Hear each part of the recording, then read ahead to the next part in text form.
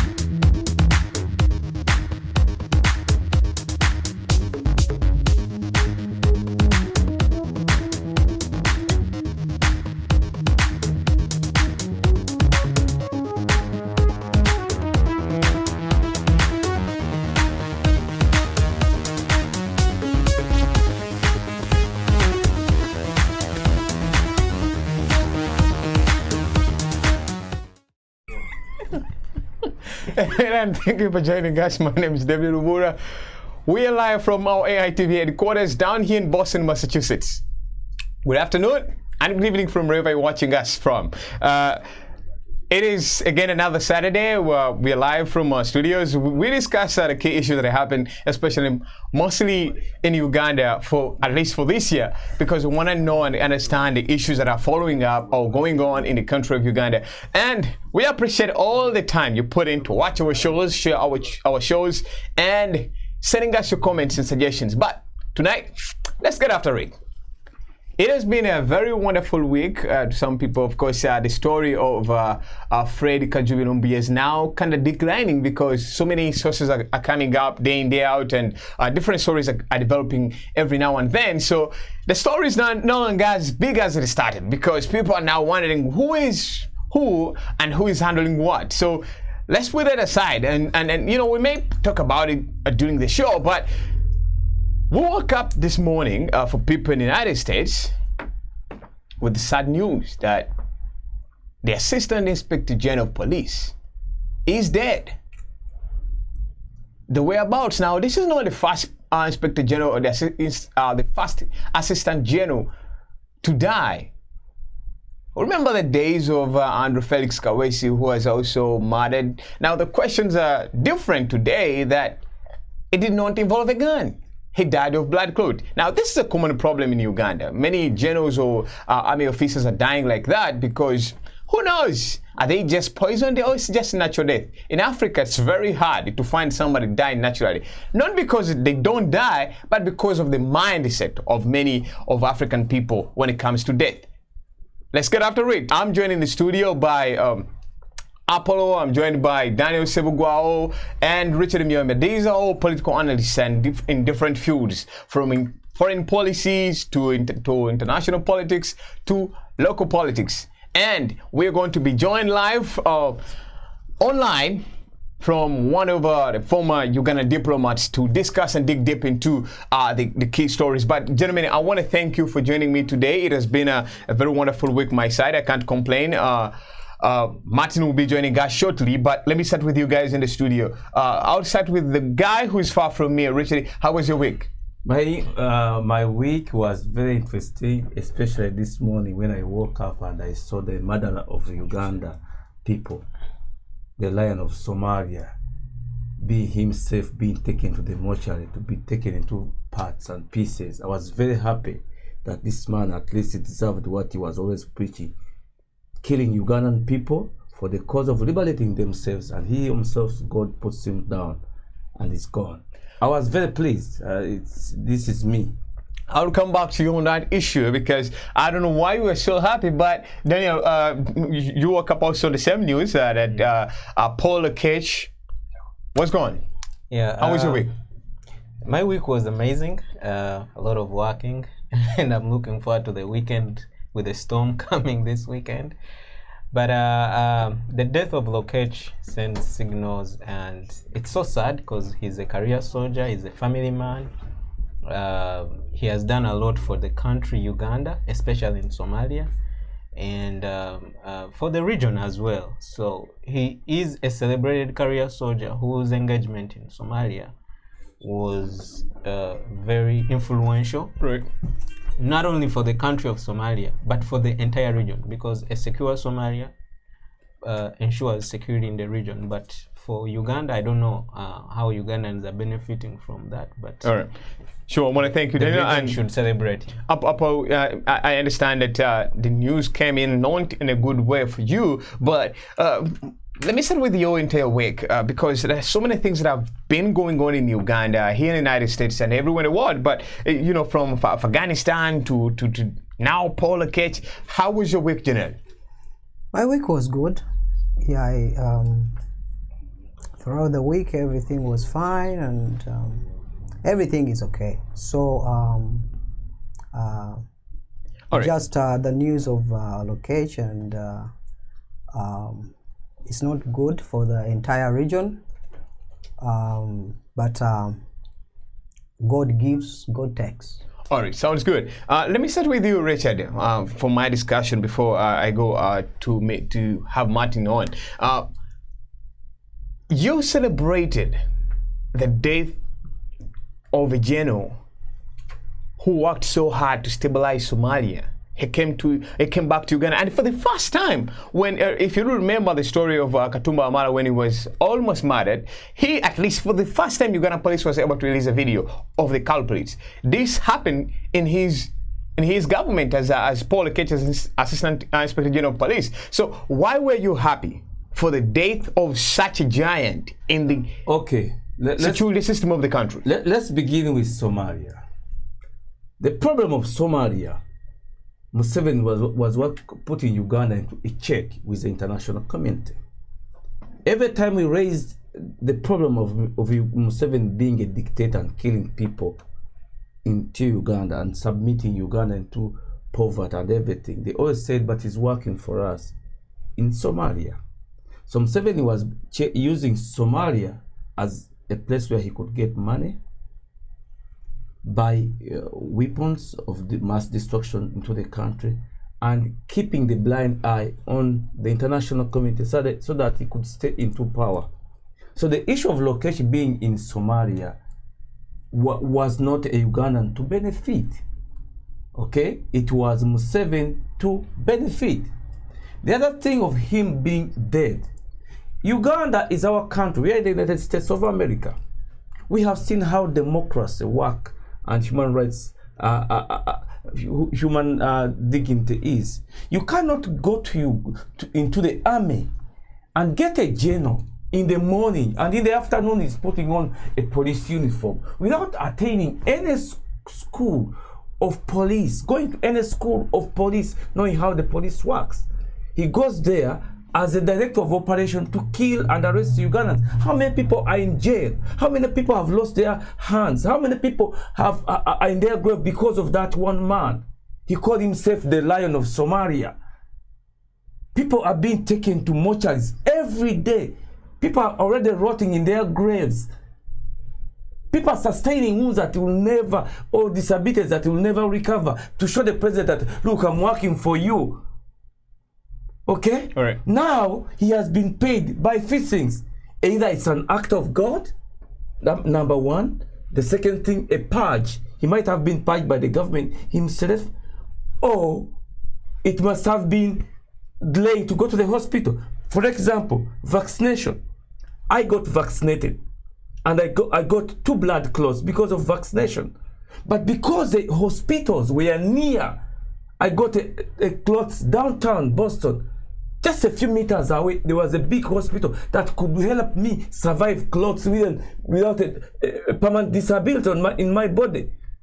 Lokech was supporting a government into power because he's getting fame and money. Now time comes, he gets clothes, maybe in the middle of the night, he feels them, and there's no rescuing hospital nearby him. That's what Chagwan is fighting for. That's what we're fighting for. So that if something happens to you, when money can no longer help you, there's a hospital that is functioning. I want to thank you. Daniel, why were you disappointed when you heard about this news? There are some areas I agree with my brother here, and there are some areas I disagree. Of course, I don't celebrate the death of Lokech. He is any other human being who loves life. He's a family man. He has people who love him and people who he's been supporting, of course. And he has served his country. Where I agree with him is whether his country served him back. Whether it's true he got a blood clot, it should have been really, honestly, the rank he was. He should have quick access and access to medical attention from the government. But of course, we celebrate him because he served his country. Both you and me, we cannot understand what it means to be a soldier, to go into harm's way, because you are fighting for a cause. And for us, what we know, the cause was security in the region.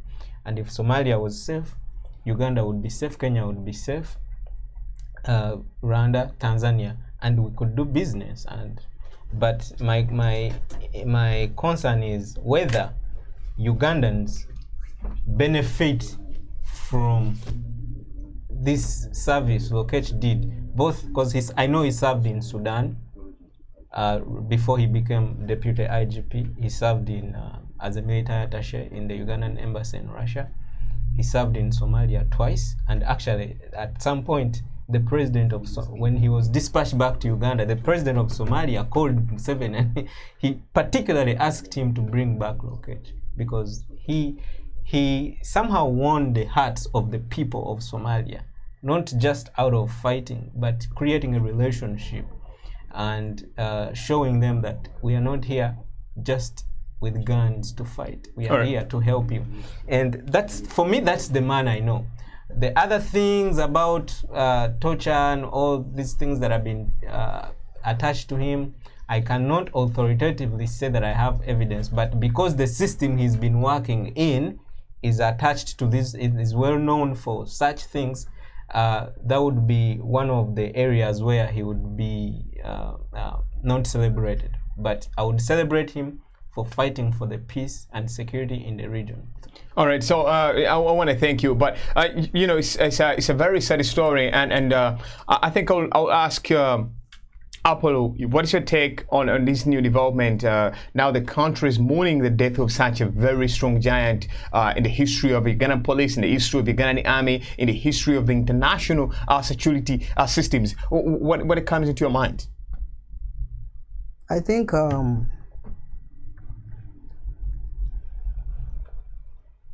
being civilized is important.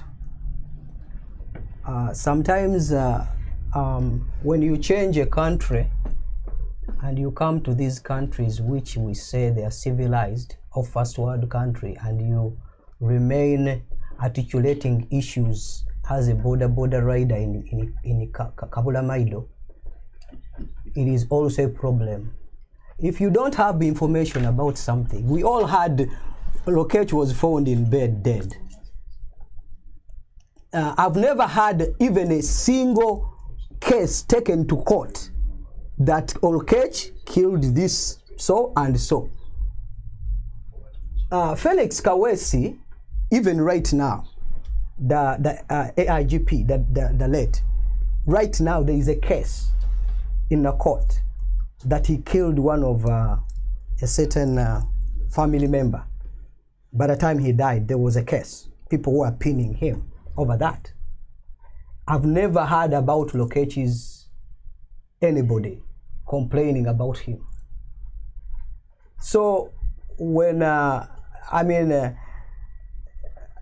will not take it to the whole NUP the way they are articulating issues, but I think Daniel is here, is NUP, but the way he said is very professional.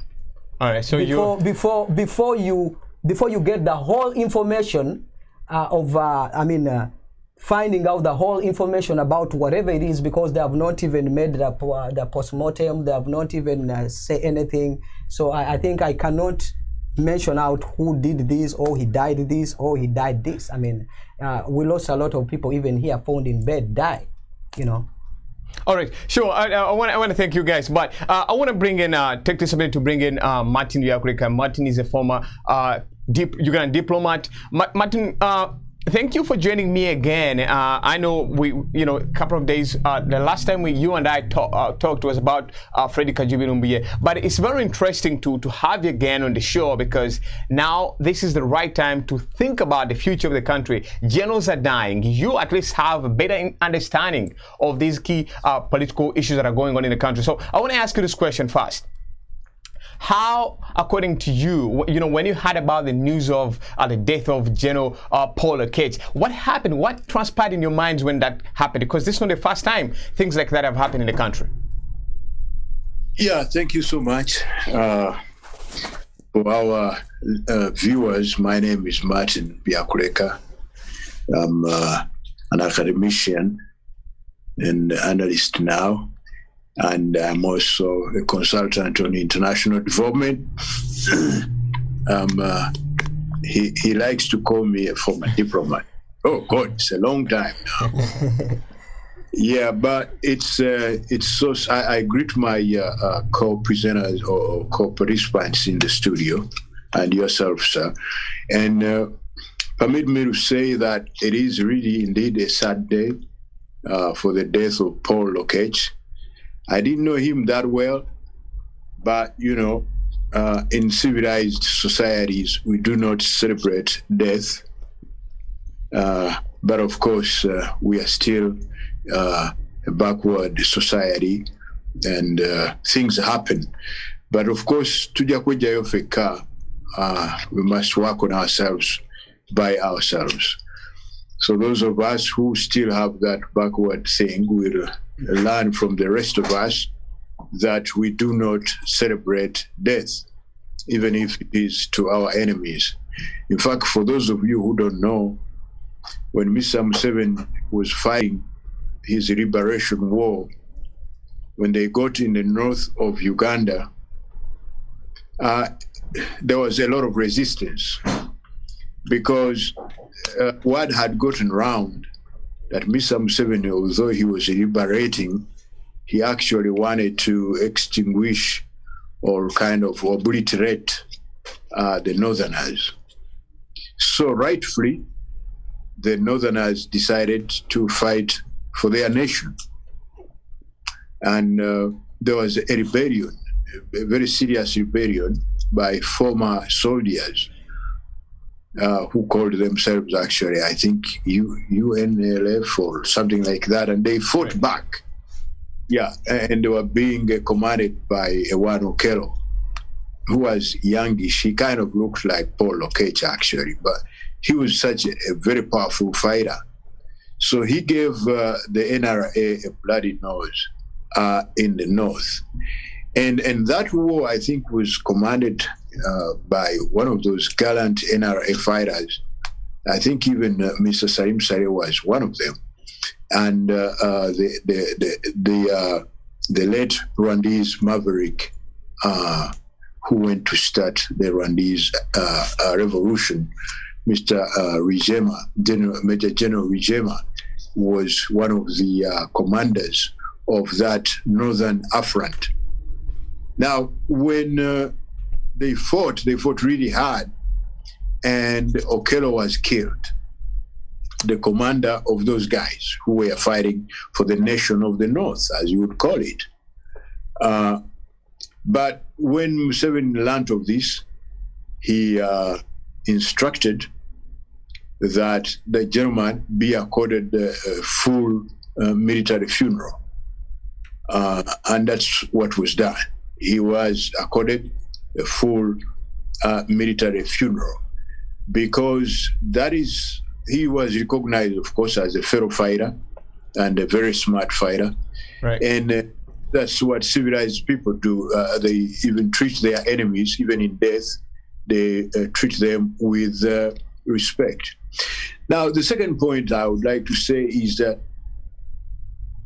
for all of you, for everybody of us who opposes this regime, you must take cognizance that there are people who work with this regime, but they don't have shares in that regime. This regime has two types of people: those who have shares in the regime, and you know how they behave, you know them. But there are others who are simply hostages of the system.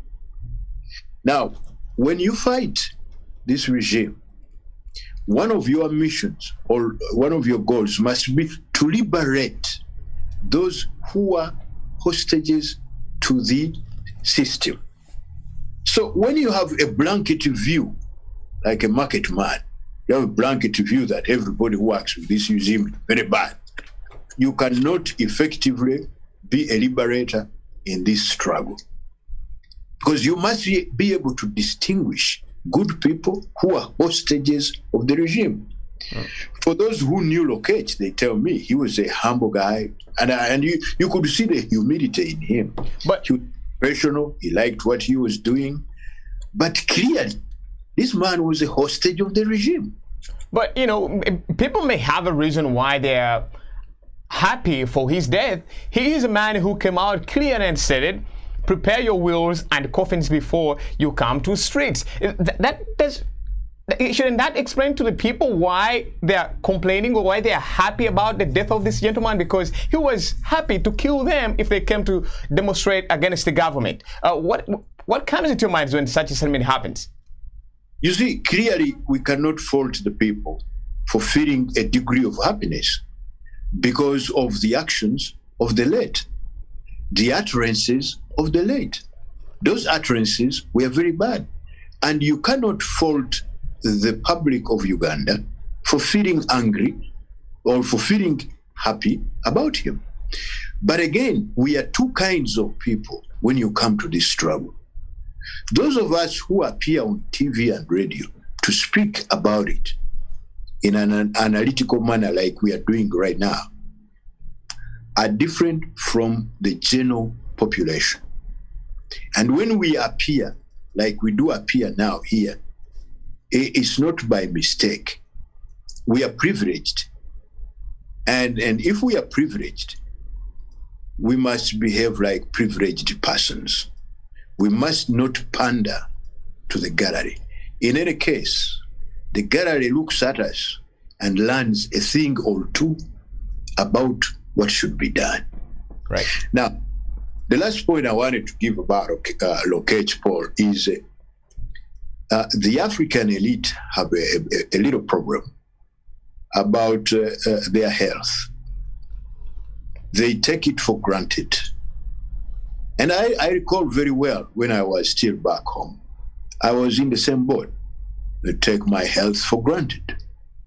And of course, it's only when we came abroad that we learned that you cannot take health for granted. For example, even if you are perfectly normal, you go for a health check to see what's up with you. Because when you do that, you may find something that would have taken you down the line a few years from now. And the reason why we live a little longer in these countries is because the countries are developed. Checking your health regularly is a mark of development. Now, for those friends of ours back home in Africa and in Uganda in particular, if you have some money, especially you elite, start taking your lives seriously. Please go for medical check. It is important for you. The reason why we die so young, seemingly so young, is because we do not perform medical checks on us. So let everybody learn those back home learn, especially you who have some money, that you should check your health statuses in order to live a little longer. All right. Martin, I want to thank you, and I want to come back into the studio, but maybe we'll start with this before you go. The blood clots are now becoming a common problem in the country, especially for the elites. But Martin, you'll answer that when you come back. For you, let me come into the studio. Richard, could it be a reason for you to say, well, I'm celebrating because of the statements that Paul Lokech did? But let's look at this as a fact. Lokech came before the November event. No, came after the November event. And ever since he stepped into that office, we have seen a tremendous change in the way police has been handling issues. Less killings, but well-organized efforts. Okay. When that answer the reason why people are actually crying over the death of such a giant in the security system of the country? Let's talk, David. I'm from the central. I'm in Uganda. I'm from Uganda. I was born like that, and I'll be like that forever. It's not a mistake. Each one comes from a different region. The center of concentration of operation and killing for the last 60 years has been in the center of the country, which is Uganda. Now you tell me that the president of Uganda goes to the army and gets a general, a well-performed general, into the conflicts of Somalia that the Somali people would have solved themselves. He goes and works there very well for the international company in the name of terrorism, and then he's brought here into the center of Uganda and arrests all the power people and eliminates them slowly by slowly. No one is even talking. The moment you talk, you are shipped out, never to be seen alive again. Dead bodies are dumped in the middle of the day, middle of the night. Now you tell me, what is the problem of the country? Because Lokech is brought in by the president to do his will of suppressing a rebellion of which people are fighting for their right to exist and enjoy the liberty and prosperity in the country. Look, this thing of Lokech and Museveni is far away from what we think that is right. The problem of Uganda right now starts from Rwanda in the 1960s, 1950s, between the Hutu, the Tutsis, and the what they call the Batwas, where they had a conflict with the Belgian dividing of class. The Hutu were the one that were dominating the offices. They were the only one that were educated. All the jobs, all the good jobs were for them. That led to a rebellion between the Hutu and the Tutsis. That's why these people like the Museveni fall from Rwanda and their parents and come to Uganda. Now they come to Uganda or Buganda, we welcome them in a good way. We give them everything. We give them jobs. We never killed them. Now for them, they are killing us and denying us the right to exist. I cannot be employed in the government office like it was in Rwanda. That's because the genocide. But let's look at this. And then they bring in Lokech. People are fighting for their right to exist in their own land. And then he says, I've done a very good job. I've silenced everyone. I've killed everyone. I've put them in safe houses. I've eliminated them. Then you call him a hero? People will go with that because of the way police has changed, the way street has changed, the cameras were working during his reign. No. But I want to bring you down here. Let me tell you, which country have you ever seen in the world that goes to the ranks of the highest military officers and bring them into the police? Whom are you working for? Are you working for the president or for the people of the country? Did we Ugandans like that? We think we are fools? That someone should bring someone from the military police and his assistant inspector general to kill people and to control situation. That's a good question. Let me just as you're answering that, sure. Let me give you take it up. I think my brother is taking us in another direction, where we don't know where we are right now. We are in intersection right now. He's talking about Uganda, Rwanda. Give particularly a place where I've taken you wrong. He's talking about because you are part of the past. You're part of the past. You people are chasing us out of our own country and on our land because you're supporting Museveni. All right, guys. Can you let me? Hold on. Right, sure. Hold on. Can you let me talk? Right, go ahead. Go ahead. Be on point so that we can analyze the issue because the issue is there. All right. Njagala oyawulewo ebimeeza ebiri ebyali e Uganda nga buli omu aleekaanirako na kati kino kibeere civilized. All right, so hold on. Let's get on the point. Yeah, let's get on the point. You've given him a lot of time to speak. I absolutely agree with you. But let's get on the point. So what was your submission? Let me first even educate him first. There is nobody. Whenever you come here in this studio, there is nobody. You don't have even a small right to accuse anybody who support who and who. Nobody has ever forced you to NUP. You did it by your own. Nobody has ever forced you to NUP.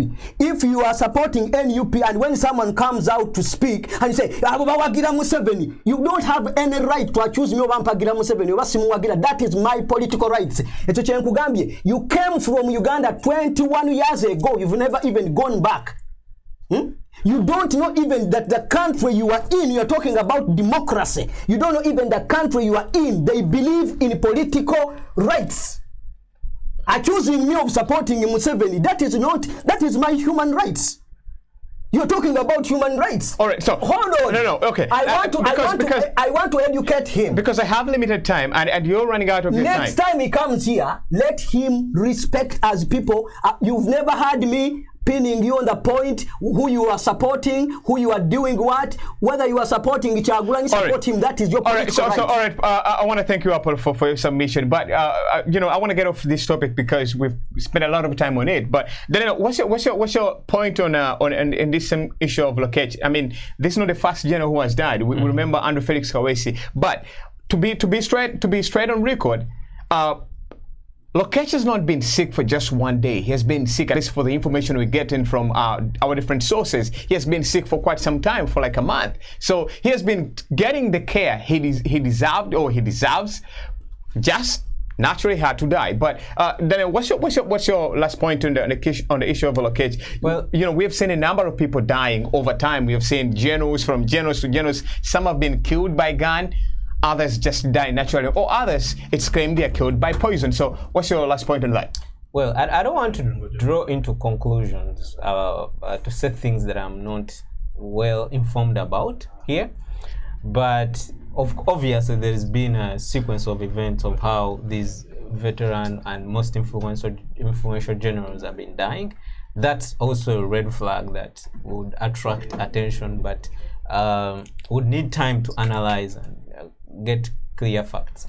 But I would want to echo a few things that my friend Martin Biakuleka mentioned, that there are people in the system who are held hostage of the system. And some of these people are held hostage because they are affiliated to an institution where you follow orders. And it's uniform everywhere in the world. You follow orders when you are a soldier. You don't do what you feel comfortable doing.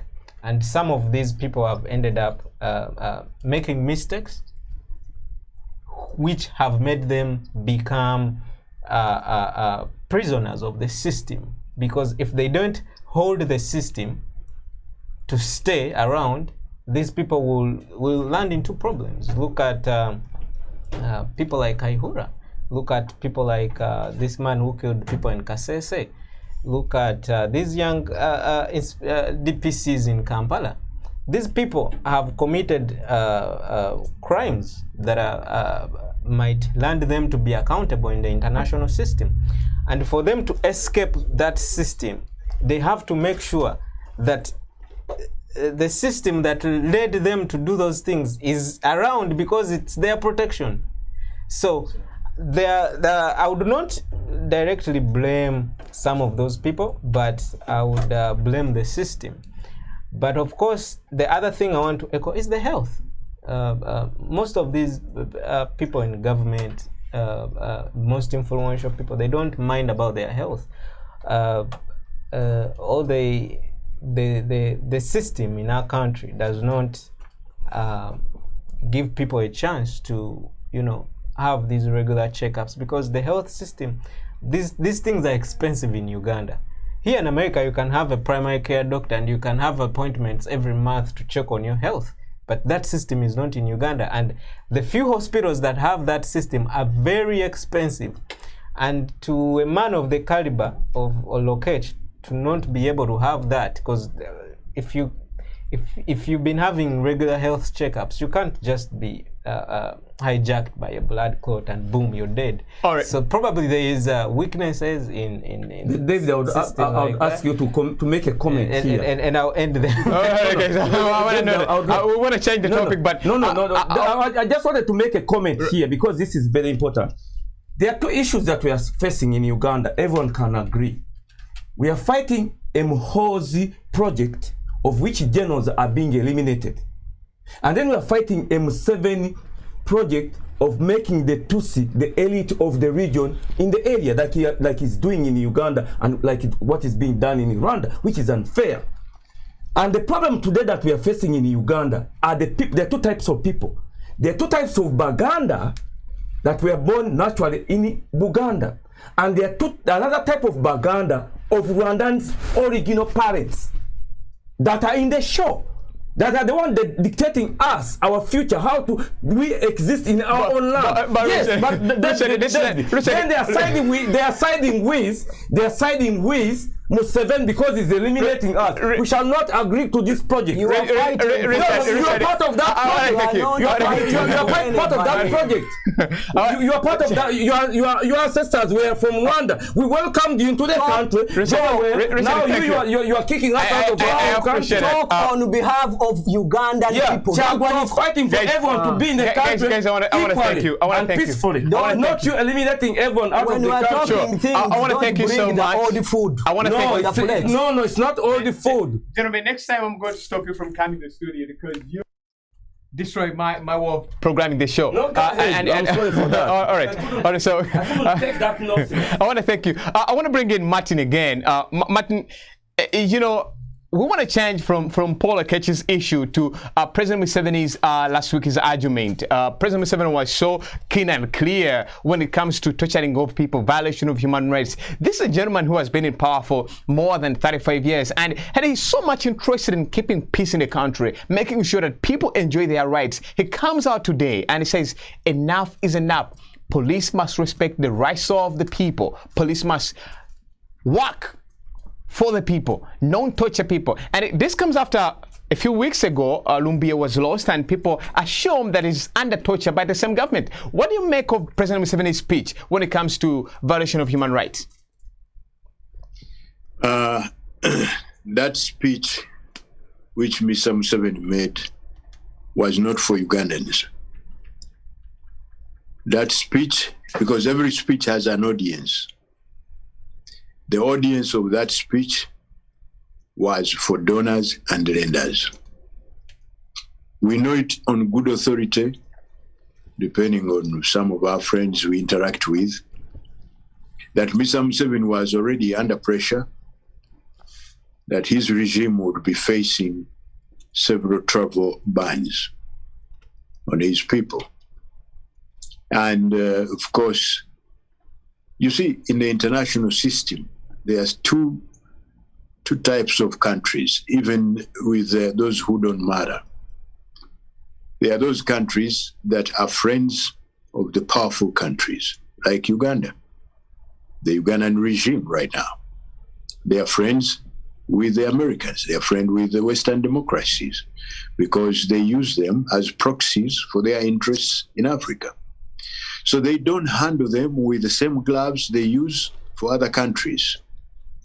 So when there are reports of human rights abuses in Uganda, they will call Mr. Museveni privately and say, my friend, I think we are having a problem.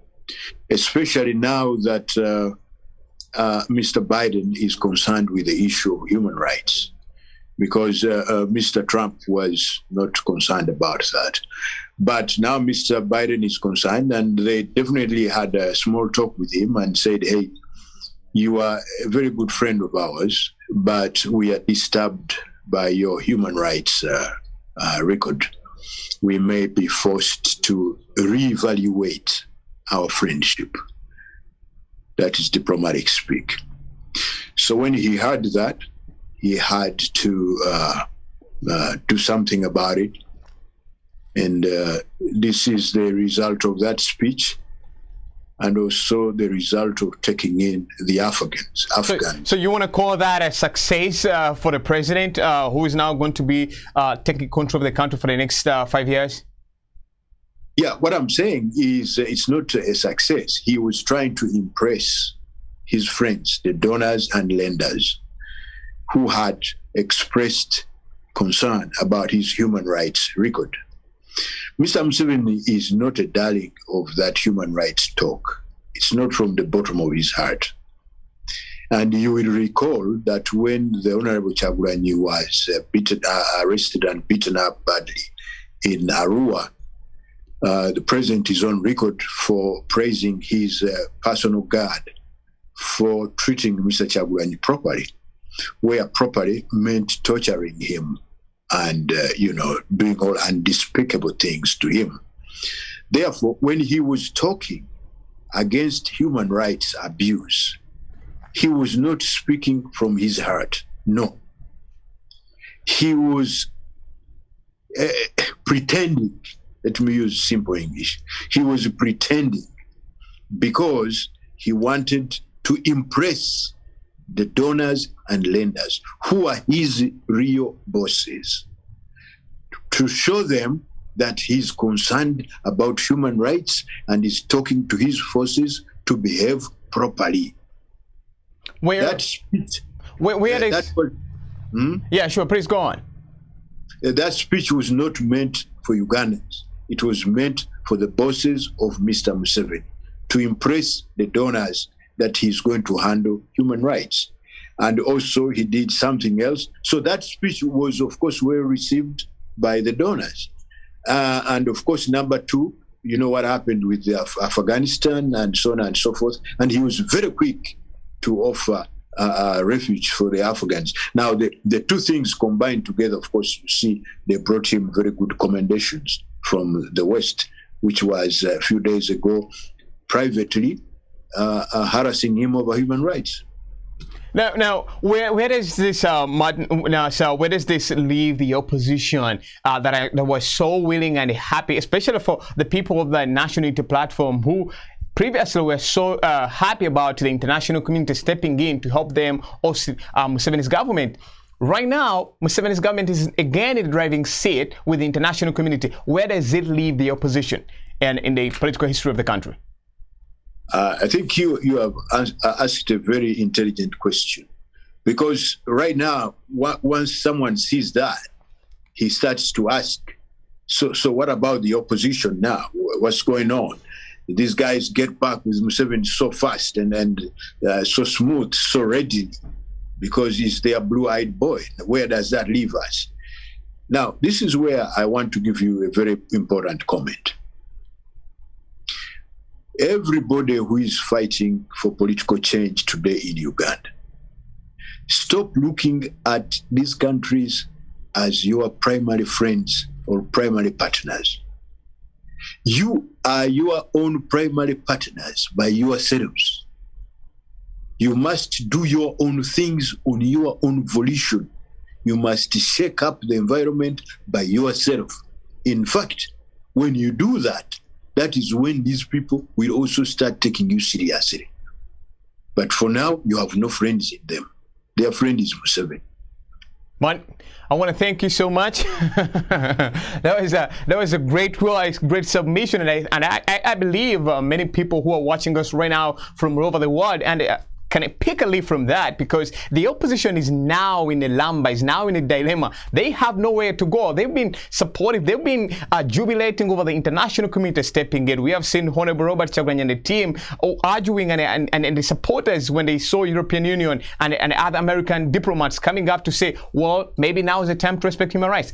Gentlemen, I'm back in the studio. I'll soon get back to Martin, but where does, again, I'm gonna ask you the same question to you guys in the studio. Where does this leave the opposition? I want to start with you. Okay. Now, my land defender, Biakureka, said it the way he thinks is. But for me, I see it in a different way. You think that we in the opposition are in the limbo. You are wrong.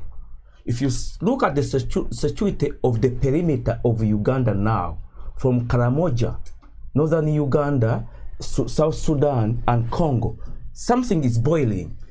When the breakup of, when the attack on the Soviet Union in 1945 was imminent, Stalin, who had been killing his own people in the Soviet Union and purging his own soldiers in the army, changed the tone. The way Museveni is changing the tone, because he knows that in a war that was going to happen, he was not going to be able to overcome without the support of the civilian. Remember, Museveni took power with the support of the civilian. The way the people hate him in Uganda, including me, you have treated the country, Museveni is not going to sustain the war that is going to come and take him out of power. Mark my word in this studio. There is a war that is going to come in Uganda, and Museveni is trying to make tricks and show the people now that the soldiers have been killing people. I'm against them. He's the one that has been ordering them. He wants to come back and fool the civilian so that the civilian might fight wars for him against people that are removing him from power. He's wrong. He's going to go. Mark my word in this studio. He's not going to fool anyone anymore. He's going to lose the seat and his son. Richard, that has been always your argument. I can see the security mapping of the area of the country. How it is now, very fragile. That has been the argument of Richard for the last couple of years, and we will still see the president still in power. But then I want to bring you in. Where does this leave the internet? Where does this leave the opposition of Uganda, especially from the foreign policy point of view? Well, I want to echo some very important comment from my friend Biakuleka. That speech was not meant for Ugandans. If there's any Ugandans who got hope out of that speech, that's false hope. Go back home, prepare for the worst, because the NRM government is getting increased opposition every day, and for Museveni to sustain his system, obviously he has to violate human rights, because that's the only way he can sustain this system, because the system is so rotten that you cannot just smear oil and perfume and the rot goes away. Of course you have to stay with your rot and keep it the way it is. So that speech was directly meant for a different audience, and I don't think there is going to be any change, because according to the situation in Uganda, Ugandans are awoke to principles like rule of law, democracy, human rights, service delivery, proper service delivery, and they are going to keep demanding these things, and until Museveni clearly understands that this is what Ugandans want, and he delivers it, because Museveni is surviving on two key things: human rights violation, because if he kills, intimidates, these people opposing him will have fear in their hearts to come out the next day and oppose him. And that's working for him. It is actually working for him. The second thing is corruption. He has to appease some people in the opposition or within the system to keep things the way they are. So if he goes away from that, he is actually opening the door for his opponents to come on him. So in a strategic way, whether politically or militarily thinking, he has to sustain the other system, because that's what is keeping him around. But the question was, where does this leave the opposition? Where does it leave? The opposition, I keep saying this every day here, every time I get this platform. As long as the opposition keeps playing local politics, they don't have any leverage on Museveni. Museveni is the protector of Western interests. Why, of all countries, would America ask Uganda to host Afghan refugees? Why not Kenya? Why not Tanzania? They are more peaceful, they are more democratic than Uganda. Why not Rwanda? Why not Burundi? Because this guy has made himself relevant in the region. He's in Somalia, He's protecting investments of Western countries there. He's in Central African Republic. He's protecting their strategic interests. He's involved in South Sudan, and Sudan is protecting their interests and strategic interests. He is in Congo, which is a very crucial country in the political economy of the whole world. All right. So as long as you guys don't talk about those things and you keep talking about local politics, conspiracy theories, you don't have any leverage on Museveni. Are you sure? Then I want to thank you. Let me bring in Apple. Apple, this very issue that the president comes out and clearly starts giving us the argument of we need now to protect people, we need to stop torturing people. I think the arguments that come up, people are looking at it in a way of because of the pressure that came after the Lumbiya saga, that the Ugandan image when it comes to human rights was increasingly becoming bad, and how the president saw it important to come out for the first time to center his argument on the issue of protecting human rights of people. Now, does that make the government great or not? That's the question of many Ugandans asking. But Apple, I want to ask you this. Opposition has failed to understand the politics of President Museveni, and now he has played them again. What comes into your mind when you saw the president's speech? Your question was very fantastic and good, but when you added in a rotten food called Rumbuye, you spoil everything. So Museveni cannot be on pressure because of Rumbuye. But there have been international demonstrations. International where? This is social media kadamas in Dubai who are making everything. This is not international. Have you ever heard America talking about Rumbuye? Rumbuye's topic is now done. It was there 1 week ago, 2 weeks ago. It is done. As Mubiru's things is done, ask Noop, where did Mubiru Saga and the rest of NUP people, where are they today? Are they still posting them on social media the way they are doing it? It is done. That is Ugandans. They praise you, they leave you. This man told us that the security in Uganda is showing that Museveni is leaving. I'm not supporting Museveni, but you wonder how somebody who has been here for 21 years, who has never even gone back to his country, see the security in Kalamoja, in where they are. It's amazing. And let me tell you, it's not a matter of, Daniel talked about local politics. It's not a matter of talking, it's a matter of articulating issues. Opposition, there is no opposition in Uganda. They are noise makers.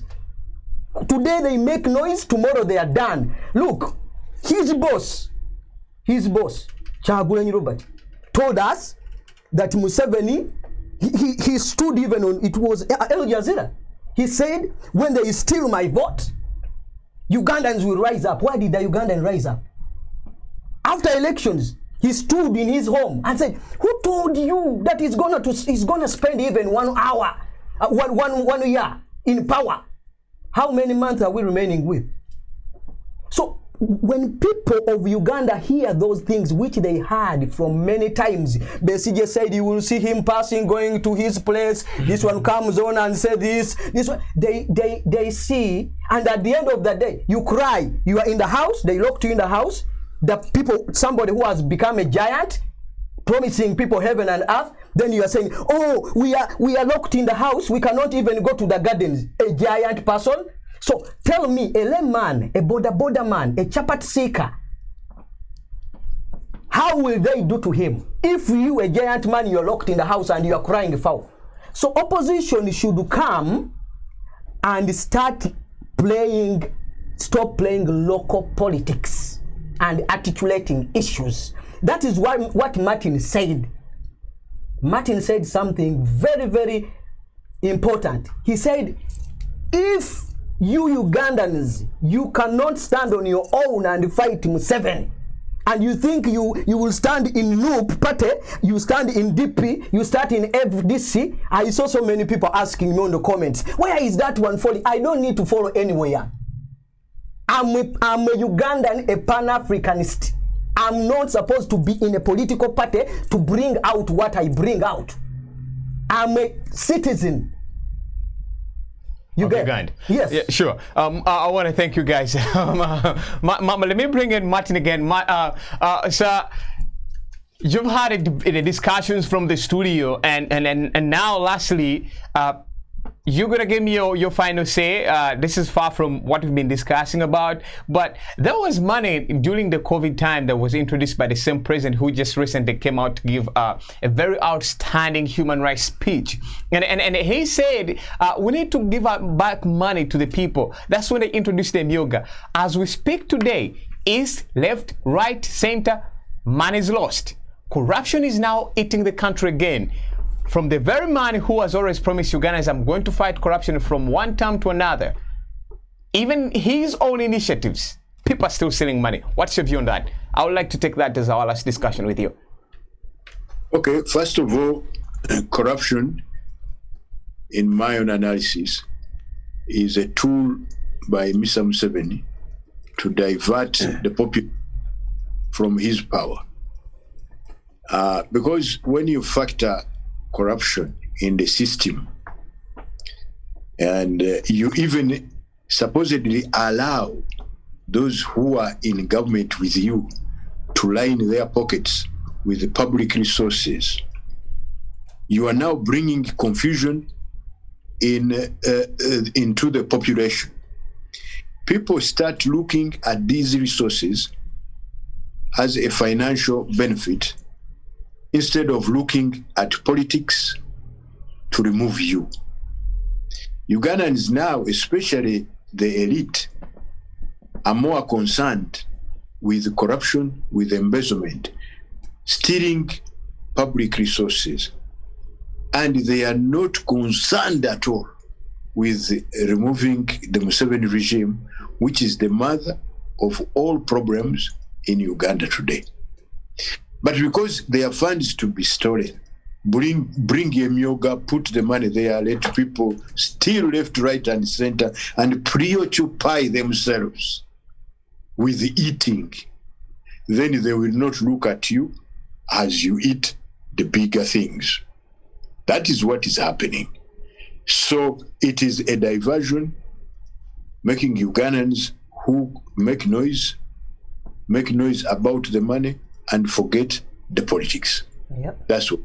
All right, Martin, I want to thank you so much, and I hope to have you again, sir. It's always a pleasure, having a discussion and hearing from you, and I'm sure our viewers are always willing to have you again on the show.